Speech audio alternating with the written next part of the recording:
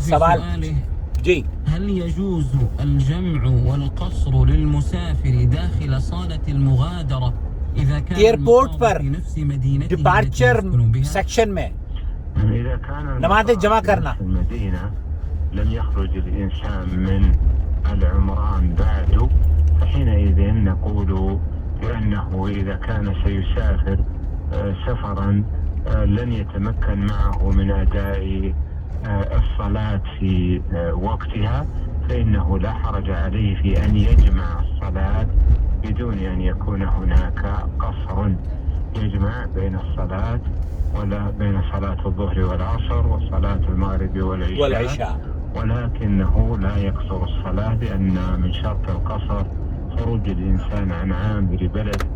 Departure section में airport पर पूछा जा रहा है कि क्या हम नमाजों को कसर और जमा करके पढ़ सकते हैं जबकि हम सफ़र का आगाज़ करने वाले हैं। तो शेख छतरी ये फरमा रहे हैं कि नहीं, आप अगर आम तौर पर जो एयरपोर्ट्स होते हैं वो शहरों के अंदर ही होते हैं, तो शहर में अगर आपका एयरपोर्ट है तब आप वहाँ पर दो नमाजों को जमा करके पढ़ सकते हैं। मिसाल के तौर पर ज़ोहर और असर जमा करके पढ़ लें या मगरिब और इशा जमा करके पढ़ लें, लेकिन इन दोनों नमाजों को कसर नहीं कर सकते।